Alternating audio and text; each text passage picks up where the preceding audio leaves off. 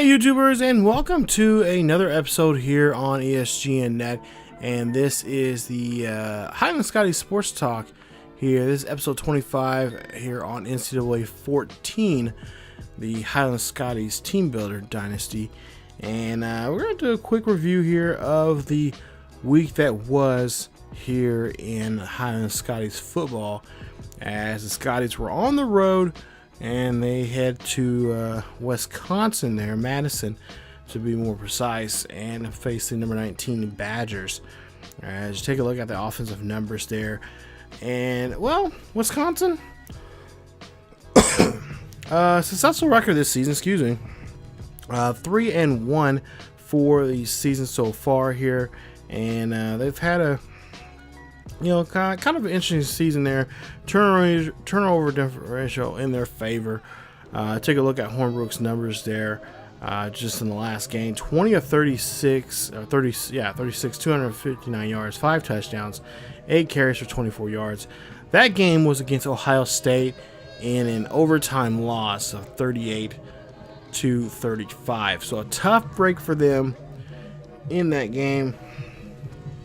This week, we'll try to see if we'll see if this game. I feel like this game is going to be interesting, or not interesting, but it was going to be close. I knew this was a tough game. That's why we put them on the schedule here.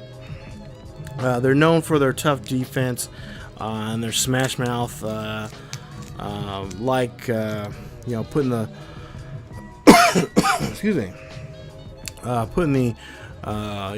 putting the shoulder pads and stuff like that on the opponents, and that was just not the case in this game here. We had a great job there. I thought we was gonna have this defensive battle, somewhere in the middle, but we were able to get down the field here pretty good several times. If you've seen the episode already, but yeah, it was just a very weird game. Just the start of it here, and we didn't get the first drive. Of course, we didn't really get down. I mean, we got down the field, but we just couldn't score the way we wanted to, and of course, get in the end zone. So we had to just settle for 3. Excuse me. Flanagan here is doing a good job here, and I'll let you guys know I'm under the weather here, so I apologize if I'm coughing a lot here. Matter of fact, I'm put a cough drop in my mouth right now, but we'll go ahead and see here that the 3rd and 1 here, or 3rd and 11 here, a big play for Flanagan. And Coach Teddy Bonds, I mean, amazing, so remarkable to see there. He threw a lot of deep passes in here.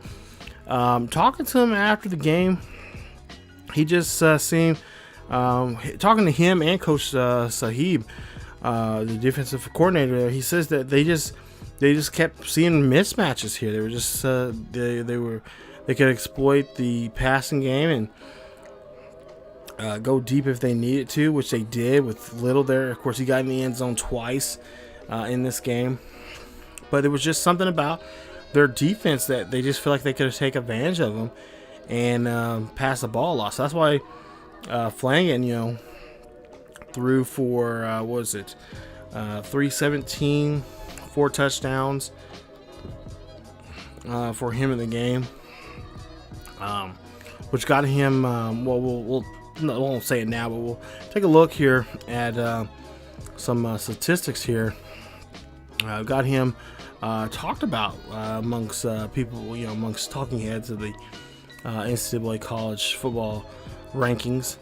But yeah, it was just a really game that I didn't think we were going to have too much offensive, abilities to do. I really thought it was going to be a closer. I really thought it was going to be either it's going to be two things. It's going to be a very low scoring game with a lot of defense, and basically it came down to a possession, or the other, very high potent, 2 offenses showing up for the day, and kind of be like the Ohio State game they had just a week ago, and just trying to get down the field here. I thought maybe we would have to throw a lot of short passes, maybe try to get some play action. Maybe this week we got to be able to use the play action plays that we had set up.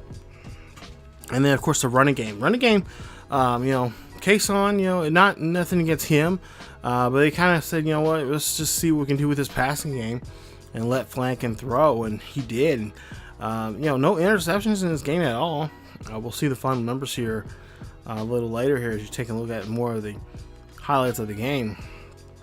But for the most part here, I was really surprised that Coach Bond just let them do it, just play the way kind of just throw out some of his playbooks and let them kind of just do what they wanted to do. I know for some of the plays, I know a couple, like the second time that Flanagan connected with Lil, that was a play I guess they drew up. I believe Flanagan said it was an intramural play that they played, I think it was last spring. And they tried it out there in the game, and it barely worked. So I asked him, if there's a chance that it would be in the playbook, and he says, it's kind of up to Coach Steady Bonds. He kind of let them do what they wanted to do in the second half, as long as they were able to keep, offensively, we're able to make sure to just have good ball security. So not turning the ball over, and getting down the field, not hot dogging it too much, and that's what pretty much that's exactly what they did. I mean, they just did a great job there, and defense really. You have to give it to the defense too. You gotta give it to them. They only gave up 10 points in the game, and we're able to get good field position. Of course, had that turnover, that huge turnover. We'll see, I think, a little later on here. Sherman got that fumble recovery and was able to get the ball back for the offense there. So defense, really, we got to tip our hats to them. Cannot forget about them at all, because, like I said, they did a great job there. Even though they did give up this touchdown here, and that was pretty much the only touchdown that was given up for the rest of the afternoon, because Wisconsin was only able to get. They got down into the red zone there a couple of times, but the one time they did, they couldn't convert for a touchdown. They had to settle with 3. Just a great day. Coach Teddy Bonds had a smile on his face. This is a game that he really was looking forward to. He knew that these 2 road games they got coming up here, this one, and of course LSU coming up next week, were going to be a doozy for them, and he did that. Just see how they can play against one of those top-ranked Wisconsin teams that's in the Big Ten, and of course, we're going to go to SEC country and take on Louisiana State. He just won some good matchups here, and we'll talk about LSU here, because LSU, I don't know what is going on down there. They've not had a good season. Their season's kind of been just a roller coaster, to say the least, I guess you could say. But there you see Kason getting in the end zone there. Nice job, nice day there for him. But at the half, we came to a 24-7 ball game, and you can't say the game's over with at half with a score like that. But talking to a lot of the defense there, they pretty much said this is it. We're gonna wrap it up and just let their bus driver know that, hey, warm up the bus, because it's gonna be this is it. And the defense there for the Highland Scotties did a great job. So talking to Coach Sahib about that, and the great play that they did was just a great job there, getting the great defensive stops, and no interceptions, no big plays like that, but the turnovers that we had, right, you see here, Barrow takes and just strips it right there, and then Sherman recovers it. That was just something that was just great to see, especially to start off the second half there, and just really give Wisconsin a rough time there, as Wisconsin, they challenged that, but nothing could convince the the officials there to overturn that. So that ball went right back to Highland. I believe they said that he didn't have really a football. He didn't have a football move that he made. He didn't have control of the ball. So, or he had control of the ball, I should say, but just lost it. And so, it is what it is. Actually, I should say no. They actually gave that back to him. Never mind. My bad. But just this drive here, really, I think this is the drive that just kind of stopped them, and they're only getting 3 points there. Holbrook did a great job, and I think this is a team that I think Coach Teddy Bonds wouldn't mind seeing next season again. I think sure they'll come back here and try to play this Wisconsin team and see what this Wisconsin team is like next season. Coach Teddy Bonds, I asked him about that, and I said, are you willing to come back to Madison? He said, yeah, they'll definitely come back if they want to have a rematch and do it again, just like they did with Georgia this year, playing again here at their house, and so they can have a bit of a slight advantage with the crowd and stuff like that. So he's up for it, and he's willing to talk to the athletic director about trying to get something like set up maybe for these two teams to meet again next season. But just a great game, a really true, and especially with the gameplay from Alex Flanagan. I mean, he was just beautifully throwing the ball around here, throwing some deep passes here, just like in this one right here. Just a great catch there, getting that one there, Grady Little, for that big first down there. And they had several big first downs that just really opened the door up, and just got us in great scenarios to get in the end zone. You see they're throwing that one. That was a little dangerous there for Flanagan. He's Flanagan, so he'll have those wild passes and whatnot. But for the most part here, he just did a great job of just getting the ball where he needed to get to, and just like right there with Page. Page getting himself in there and just stumbling into the end zone. He did a great job of doing that, and very impressive. So you see 31-10. We'll go a little later here in the game with looks like screen pass there. And like I said, the team defensively, they were reading the quarterback's eyes. They were just, one player I remember hearing say that, hey, we're in here, we're controlling you. This is like a video game. We're controlling you, and that's exactly what they did to the Wisconsin offense and also the defense. They had the defense scattered around, running scared.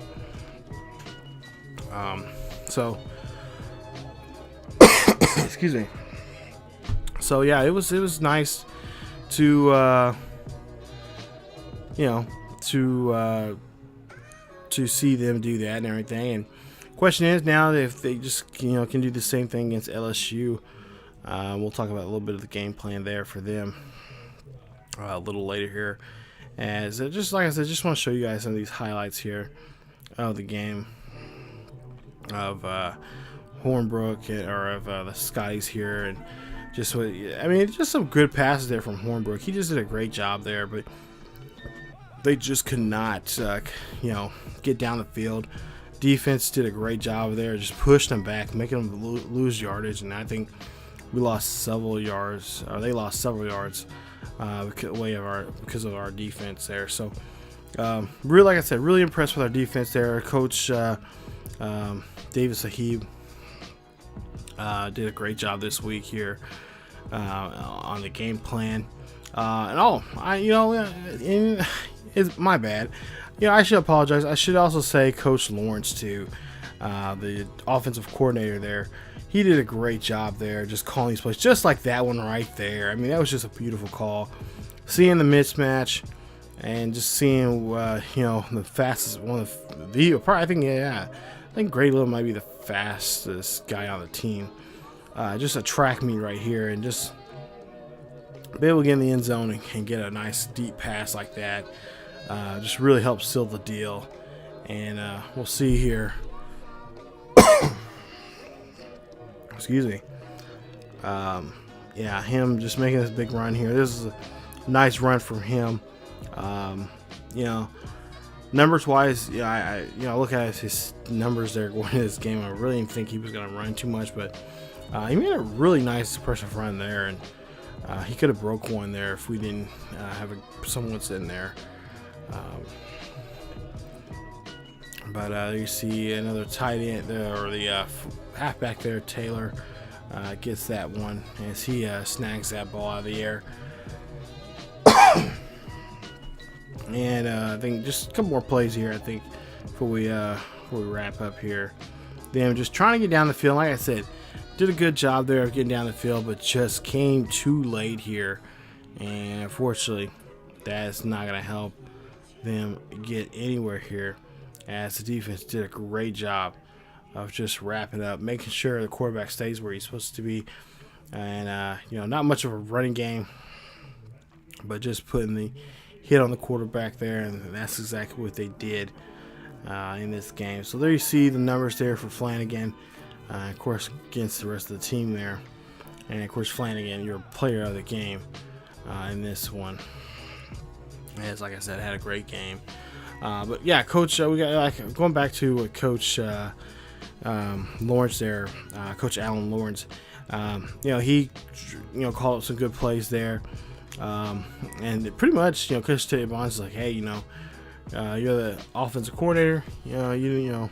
Let's try to drum up something here and get these guys going. And that's exactly what he did there. So, Coach Teddy Bonds, he's not too often liking to go deep, but he does so there in this one, and just a beautiful. That right there, that play was just brilliant. But like I said, that was a play that, at least from Flanagan's point of view, something they came up with when they were playing intramurals and whatnot. I think it was a spring game. I think really that I think he said that's when they came up with it. So I think Coach Abons may want to have those two hook up a little bit more here and try to get maybe some drops, more other plays there they can possibly run. Because like I said, they look very, very good there, very impressive in that game. But there you see 18-26, 317, 4 touchdowns there for him, and a nice day. Kason, 24 carries for 100 yards, 1 rushing touchdown for him. And then you see the rest of the numbers there for everybody else. Just a great, awesome game here. And Holland Scotty fans, you guys should be very proud of these guys here. They're number 2 in the, Highland's number 2 in the nation. They're playing against a number 19 ranked team who, honestly, like I said from the get-go, we thought this was going to be, I really thought this was going to be a closer game than it was. I really thought it was going to be whoever had last possession would certainly be the victor of this one. But there you see the rest of the numbers there from defensively, and we'll show you guys some of the numbers there for Wisconsin. So, yeah, just a great day. And Hornbrook, there you see his numbers there, 16-22, 152 there for him. No touchdowns, no interceptions. Completed 72% of his passes. Didn't get sacked there, which I was really surprised with the way the defense was playing today. But he comes up very lucky in that department, in that category there. There you see the rushing. And there you see, actually, we're about to see the receiving here. As you see there, like I said, Davis, the only one really getting over 50 yards in this game here. Everybody else just kind of not there really. And then defensively there, you see some of the defensive numbers there for the Badgers. So I think once we wrap this up, I think we're going to go into players of the week here, and we'll see if one of our guys, by chance, with the way their week was that they played in that game, hopefully we got some kind of recognition for that game.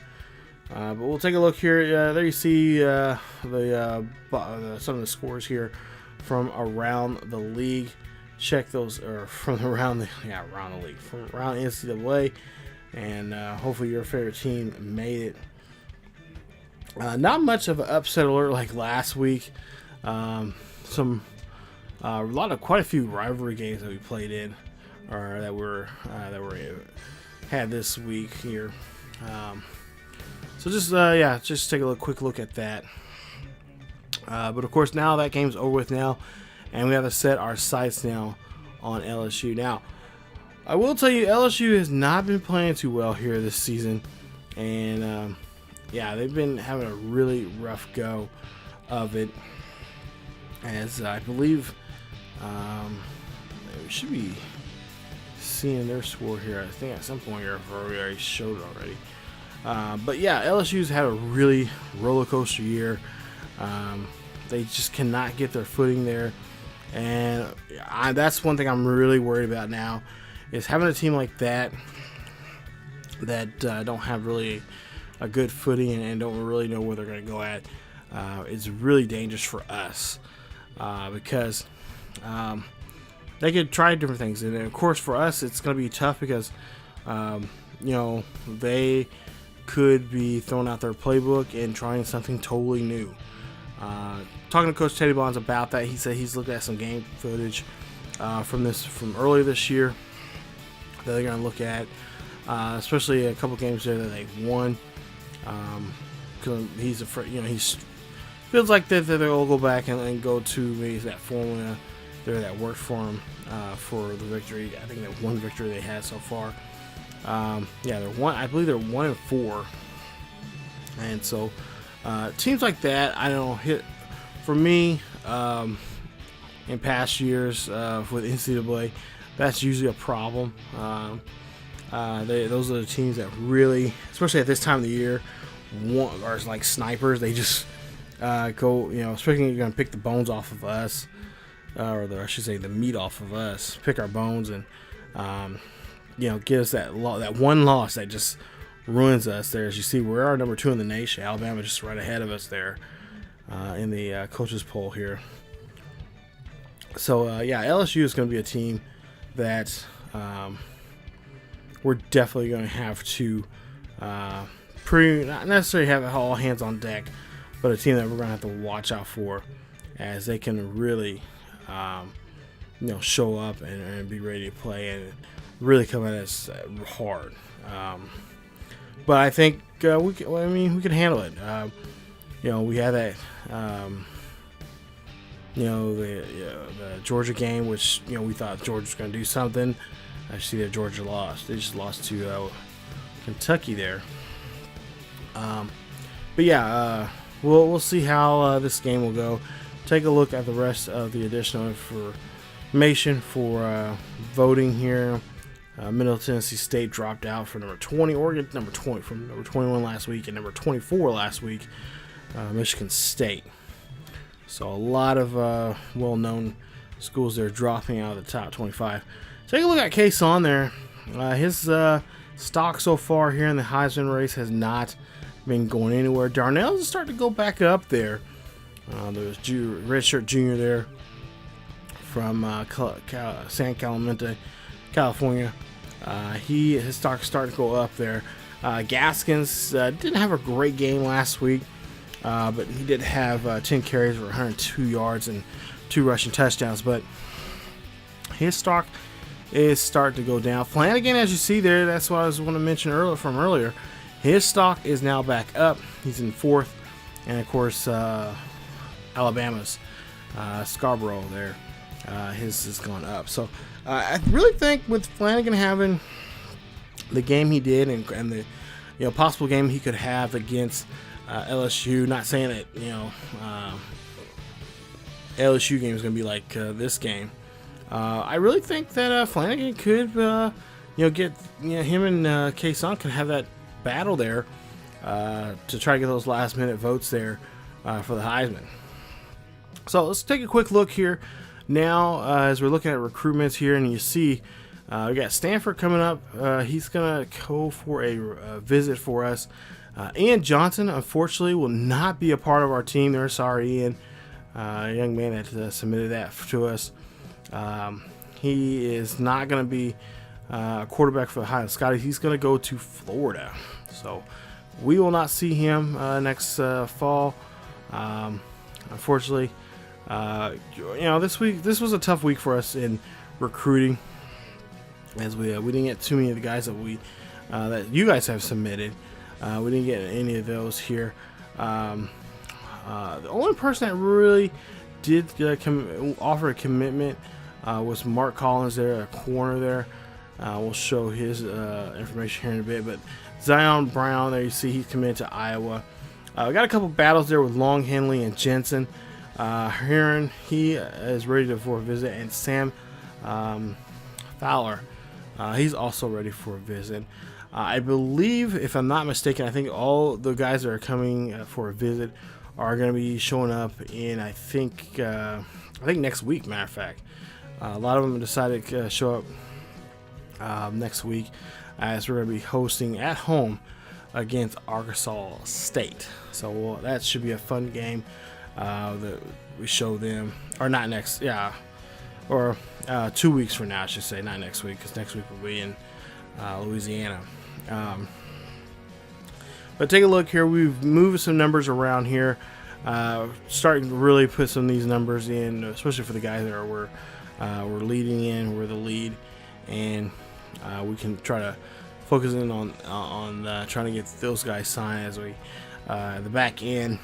We're gonna try to go after a couple other players that we've seen that we can add onto our board that we have a good, even a better shot at getting, as there are a couple of one-star guys that we could.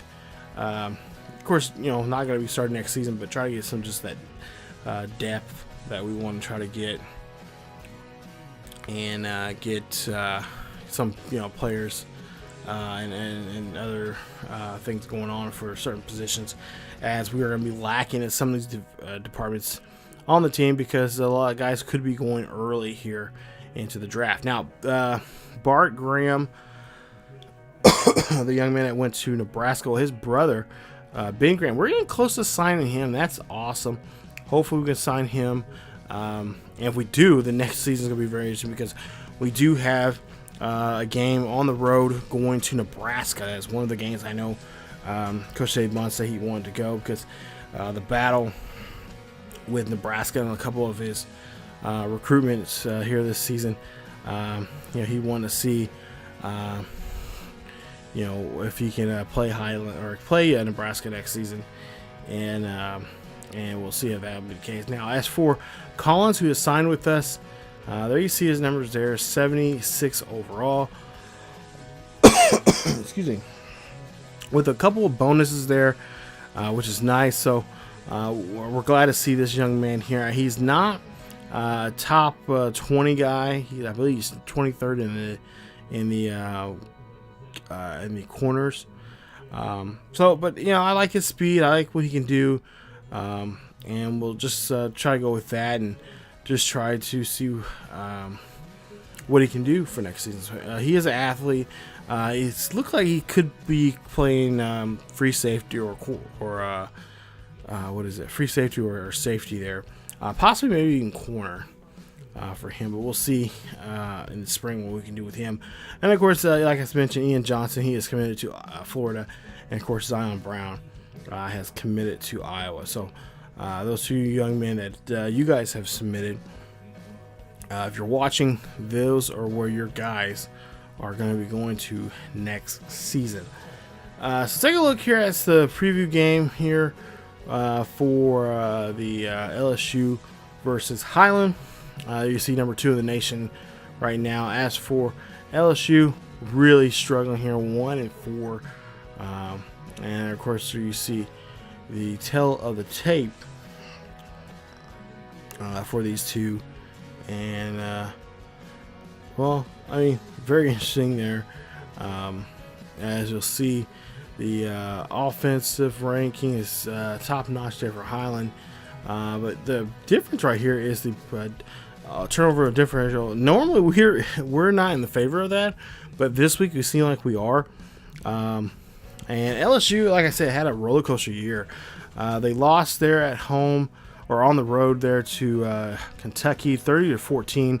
Then another close game there against Louisiana Monroe, winning a big game there against Missouri at home, and then losing 2 straight there against Mississippi State and Florida there just last week, 27-10 with them.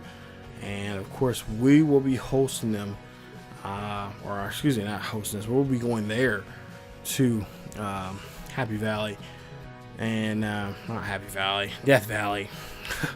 Go to the Death Valley there and see what we can do against them and their quarterback here. Quarterback McKellen, you see 12 of 23, 141, 42 yards, 12 carries.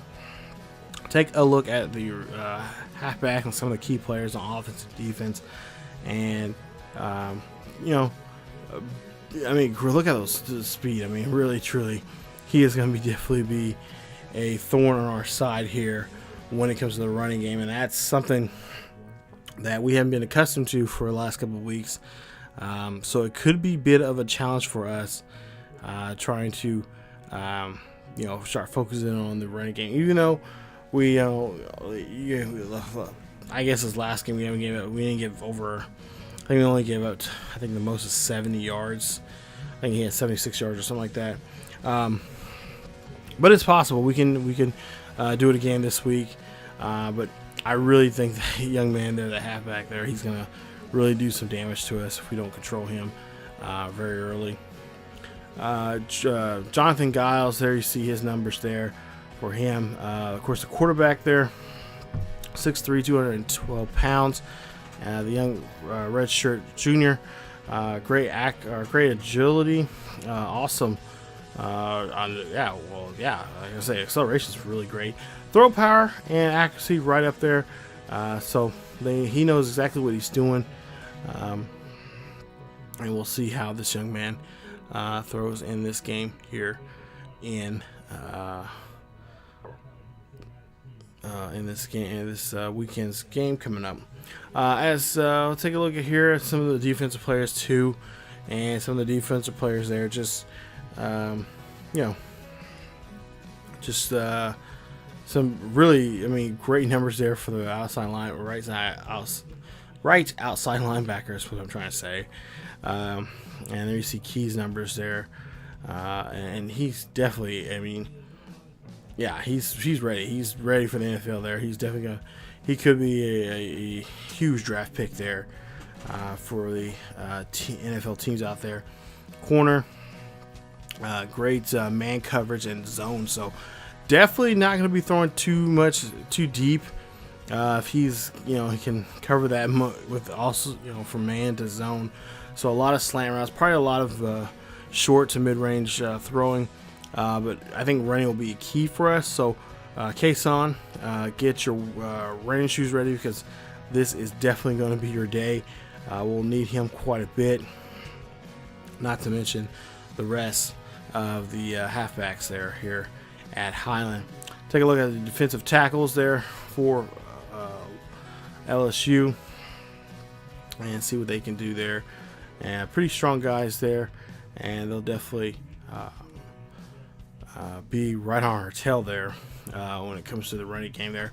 Also, final look here at just some injuries here. Not really too. I guess they could be possibly start. I know the first one is a starter. Rashad Lawrence, bruised shoulder. He's going to be Possibly he may come in the game. He may get a couple of counts or so. And then Weathersby, right tackle, pull groin. He's going to be out for 2 weeks. So he's going to be at home nursing that. But as for us, update on Hunter Cannon. He will make a return next week. He'll be in action as we will be at home. And it'll be against Arkansas State. So he will be there next week. I know quite a few people, interested messaged me and started asking how Cannon's doing. Cannon's doing great. He's ready to go here. He's physically, he's healthy. Doctor's saying he's telling us that his bruised tailbone is getting better.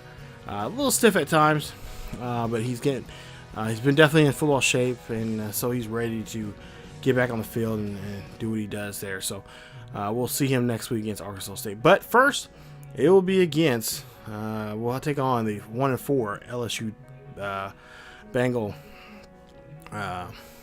Tigers there in Louisiana. So it should be a good game here. I'm hoping it's going to be a close game. If we have another game like we did last week, that's going to be awesome. We'll probably see more backups come in. I know Coach Saban said that he's used to if the scores run up, he's going to be bringing guys in. But for the most part here, he doesn't want to wear guys out. So there's a good chance we'll see a lot of second street guys if the game does get out of hand. But he thinks really, truly the game is going to be pretty steady. So that is it for this episode of the Highland Scotties Sports Talk. If you guys enjoyed today's episode, please leave a like. Also, don't forget to subscribe to the channel. And also check out other great series here on the channel. Follow us on Facebook, Twitter, and Discord for latest news and events on what's going on here on the channel and what's going on in the world of sports gaming. That's it from me, you guys. As always, keep yourselves and each other healthy, and I will see you guys next time.